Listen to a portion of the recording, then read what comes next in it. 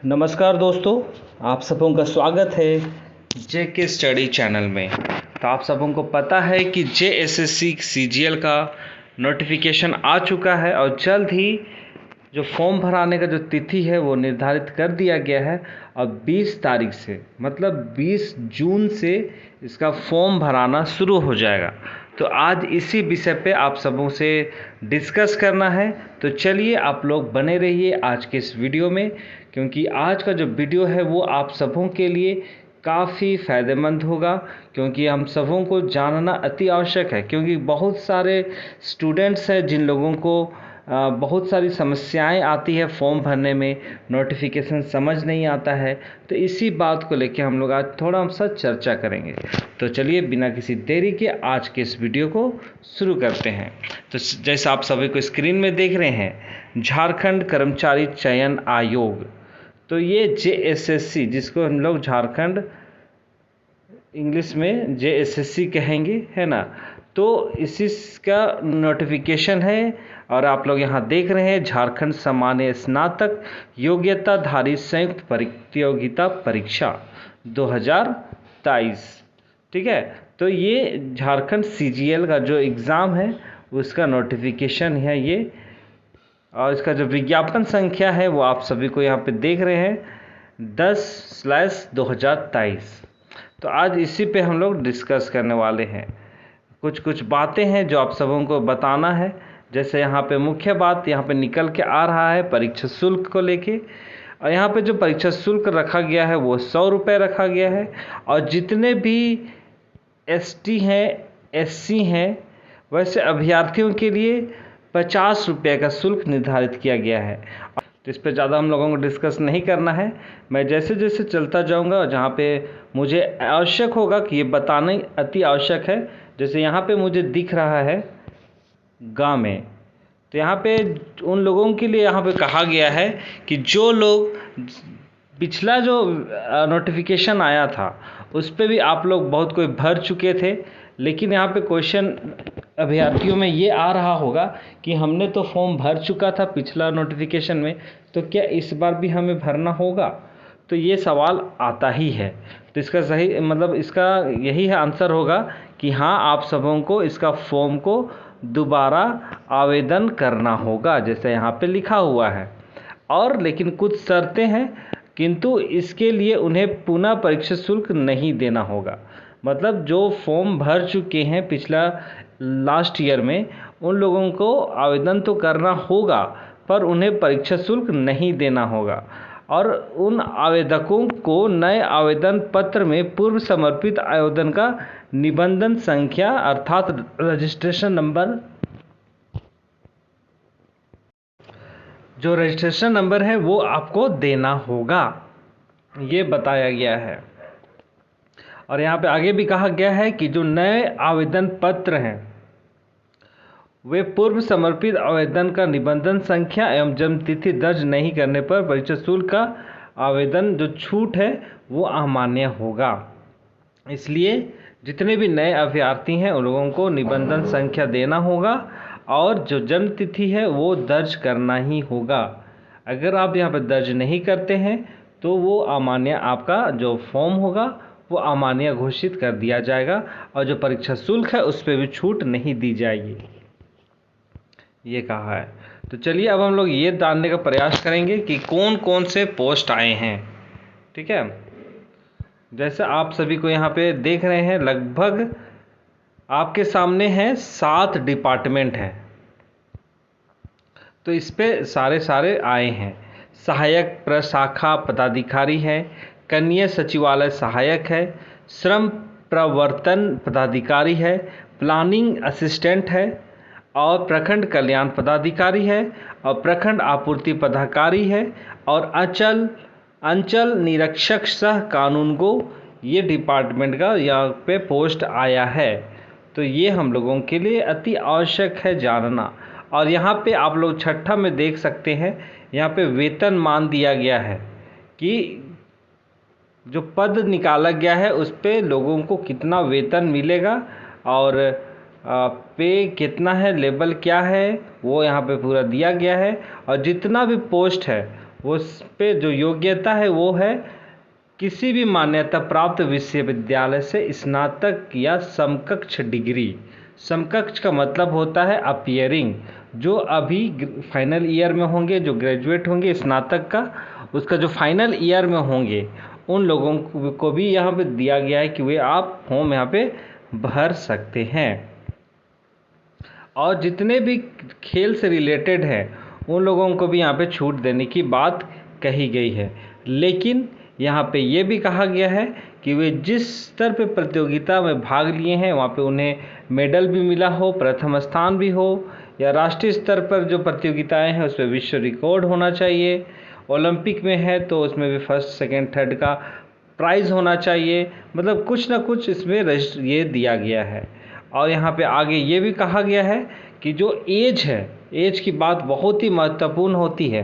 जो एज है वो आपका न्यूनतम 21 साल है, और आपका जितना भी ये कहेंगे कैटेगरीज है, जैसे यहाँ पे है जनरल के लिए मैक्सिमम है 35 साल, अत्यंत पिछड़ा वर्ग एवं पिछड़ा वर्ग जो अनुसूची आता है पुरुष के लिए वहाँ 37 है, महिलाओं के लिए बात करते हैं तो वहाँ पे 38 साल का है, और जो ST SC हैं उन लोगों के लिए जो मैक्सिमम साल है 40 साल तक अधिकतम उम्र सीमा यहाँ पर बताया गया है। और न्यूनतम की बात करें तो वो है 21 साल, ठीक है। और ये बात यहाँ पे कहा गया है। तो यहाँ पे जितना भी बात है नोटिफिकेशन की बात है। और यहाँ आगे चलेंगे तो यहाँ पे सिलेबस भी दिया गया है। तो सिलेबस पे अलग से मैं वीडियो बनाऊंगा। और यहाँ पे आप लोग देख सकते हैं 11 में यहाँ पे आपको पूरा डिटेल दिया गया है कि ऑनलाइन आवेदन करने समय क्या दिशा निर्देश दिया गया है वो चीज़। तो यहाँ पे आप सभी को देख सकते हैं।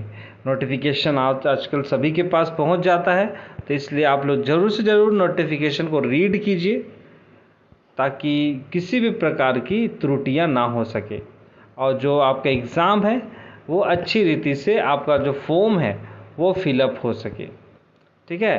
तो ये आप इस इंतज़ार में ना रहिएगा कि ये एग्ज़ाम होगा नहीं होगा, लेकिन आप लोग ज़रूर से ज़रूर फॉर्म भरिए। और इसका जो है एग्ज़ाम होगा, जहाँ तक है होना ही चाहिए। जो भी पॉलिटिक्स की बातें हैं वो अलग चीज़ है, लेकिन एग्ज़ाम होना है तो इसलिए आप लोग लग जाइए अभी से ही, ठीक है।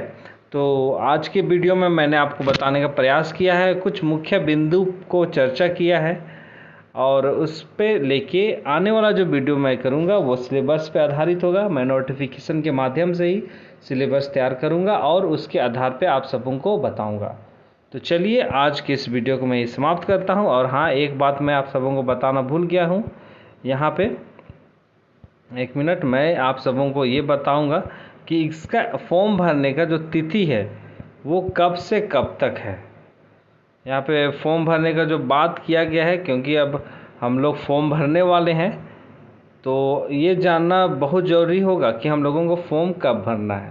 तो यहाँ पे आपको देख रहे होंगे कि जो इसका जो रजिस्ट्रेशन करने की बात है वो 20 जून 2023 से 7 जून जुलाई, मतलब 19 जुलाई 2023 तक फॉर्म भरने का तिथि रखा गया है।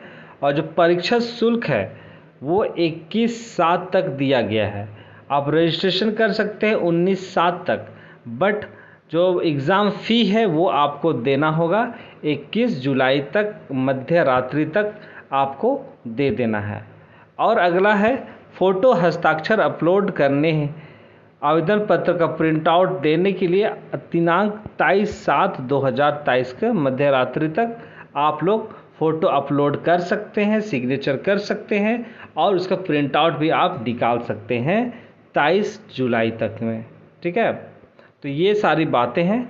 और आगे घ में बोलता है, ये हम लोगों को अति आवश्यक है जानना कि दिनांक 5/7/2023 से 27/7/2023 के मध्य रात्रि तक ऑनलाइन आवेदन प्रपत्र में अभ्यर्थी का नाम, जन्मतिथि, ईमेल आईडी या मोबाइल संख्या को छोड़कर किसी भी अशुद्ध प्रविष्टि तो संशोधित करने के लिए लिंक पुनः खोली जाएगी।